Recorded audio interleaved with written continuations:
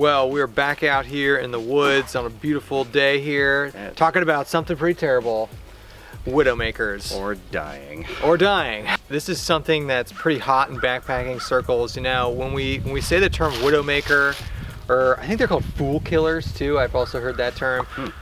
We were talking about dead branches and dead trees that fall during the night or during the day and kill people. And you know, there's a lot of, when you go backpacking or when you go hiking, you know, you're throwing yourself into the food chain. There's a lot of inherent dangers of being out there, and a lot of people are pretty scared of things like bears and snakes, but I'm more terrified of widowmakers. I am too, and I've actually had 2 legitimate situations with widowmakers. So it's scary. It is actually pretty scary, yeah. I remember when we went to Lake Vesuvius. Lake Vesuvius has tons of them, and you hear them at night. You hear these trees crashing over, and it is so loud and so scary. And every year there are tons of stories of people being hurt by these falling trees. So it's something to be cognizant of. So we're going to talk through the signs of, you know, how do you identify these trees, how to avoid them, just be smart in how you set up camp, and especially if you're a hammock camper, it goes, you know, twofold, because when you're hammock camping, you're going to be attached to a tree and you're going to be underneath a tree, versus sometimes if you're tent camping, you're camping somewhere where there's no trees above you, so you don't have to worry about it. But if you're a hammock camper especially, it's something you need to pay attention to. So we're going to talk through the signs of widowmakers, how to avoid them, so you can not have to worry about it when you're out there hiking. Everyone has got their own tips and tricks for doing this. There's other good videos. There's actually good publications by the US Forest Service about how to avoid this. And a lot of what we're going to regurgitate comes from that and our own experience, kind of, you know, and what we do when we're out hiking. But the first and most obvious thing is avoid camping beneath very, very tall trees. Now, that's easier said than done, because most places you're going to go camping are going to be in woods. But if you can, set up your hammock or set up your tent under shorter trees. You know, the shorter the tree, the less likely there's going to be some huge tall branch up there that's going to come crashing down on you. Second is, when you do get to camp and set up, obviously look up and identify any sort of branches that are dead or dying, that have either fallen or are resting on another tree, or are in the process of breaking and falling down. So get to camp. Before you set up anything, look up and just address the canopy and look for any sort of branches that are coming down.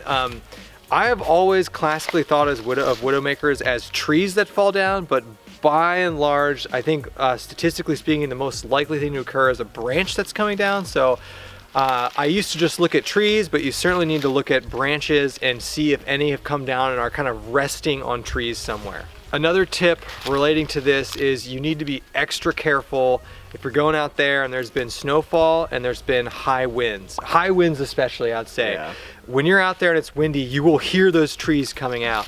And if it's been windy the days preceding to you going backpacking, you need to be extra cognizant of the branches.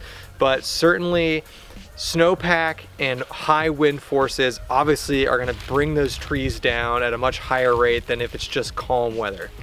In the situations where I've encountered some widowmakers, we had issues due to high winds. Yeah, and in Ohio, I think in general, high winds are what bring down a lot of trees. You can also go further and you can avoid certain types of trees. So I don't believe we have a ton of them up here, but ash trees, because of the emerald ash borer, are more likely to be dead.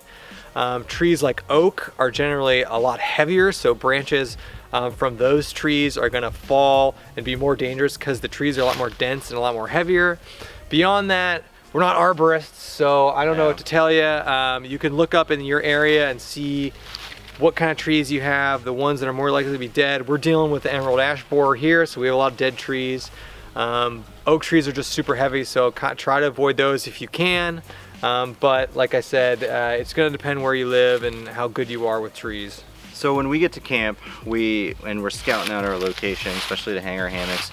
One of the things we do is we look for signs of dead trees, and you can do that by like looking at the bark. The bark's really loose. You can see if there's a bunch of fungus growing on the trees. You can see if there's a bunch of like animal activity, like woodpecker holes, or maybe some nesting going on. those are, you know, that might not be 100% way to tell, you know, a dead tree versus an alive tree, but it does help, and it lowers the risk. So definitely look at the tree. You don't want to be around dead trees, Yeah. and you certainly do not want to be hanging your hammock off of a dead tree. We see people do that. Yeah, I mean, dead trees generally don't have any live buds on them. Even in the winter, a lot of trees will still have buds on them. That's a good, because right now it's March, so there's no really leaves on the trees, but you can look at the buds, because regardless of season, there'll be buds on trees, if it's alive. Yeah. Another good point is look for trees that have been overused by humans. So I never really thought about that. Yeah, unfortunately, you know, when you get to a lot of popular backpacking spots or camp spots, you know, the impact of humans is It's noticeable. It's noticeable, and it can be noticeable on the trees as well. If they've been, you know, abused by humans, like maybe people cutting them with hatchets, or I've seen that. campfire damage, or people stripping bark off of them. So we found this good tip, and it totally makes sense. But if you're camping on a site that's below a tree-covered area, that's generally a little bit higher risk for fallen trees. Mostly due to the fact that the root structure for the trees will probably be compromised and they're not as solid. Yeah, so if you're a lot of campsites might be below a slope, and you'll see a lot of down trees on slopes. And the trees that grow in that slope, they can have a weaker root system. So don't camp. Try and avoid camping, you know, beneath a tree-covered slope. We found that tip, and thinking back to like backpacking, that actually makes a lot of sense. Yeah, and I think the final thought is that, you know, you're not going to be able to 100% protect yourself from Widowmakers, but, you know, do be cognizant of it. Do everything you can to lower the risk of it, and be aware of the trees around you. Sometimes accidents do happen, and every backpacking season, people die every year. People die from this and get injured as well. So that's why it's important to just do everything you can to lower the risk of where you're camping, and be aware of the situation. I know there have been times we've gotten to camp and we've just you know, you just look up and you just see something, you're like, man, that tree doesn't make me feel good, that tree doesn't look right, and like just keep moving and set up somewhere else. It's not worth it. We've definitely had to give up some really cool campsites for Widowmakers, and that's just the fact of nature. Don't get lazy about it. Just find someplace safe. You also don't want to worry the whole time you're at camp that you're going to get squashed by trees, so then you'll just have a bad time. You'll just have a bad time if you're out there worrying about it. You know, like we kind of talked about earlier, there's always going to be things that are outside of your control, so be aware of it. Take some proactive steps to avoid camping in bad situations, but there is just a statistical essence there where, like, it might just fall on you. A perfectly healthy tree can fall on you. You can do everything in your power to avoid a dead tree, and a healthy one just comes down. It happens every year. Just try not to worry about it, and do everything in your power to avoid those situations. Yeah, I mean, I've personally had actually a pretty severe close call on a few occasions, and so it's a very serious situation, and it's nothing to take lightly. So just be safe when you're out there. Thanks for watching. Let us know, please, like all our videos, please type your tips and comments into the comments section below about how you identify Widowmakers, any stories you might have, any tales of warning. Yeah, it's great when the comments fill up with additional suggestions, and then we learn a lot. Yeah, we learn a lot from you guys. So thanks for watching, as always. Like, subscribe, whatever, Instagram, you know the drill, and we'll catch you guys on the next one.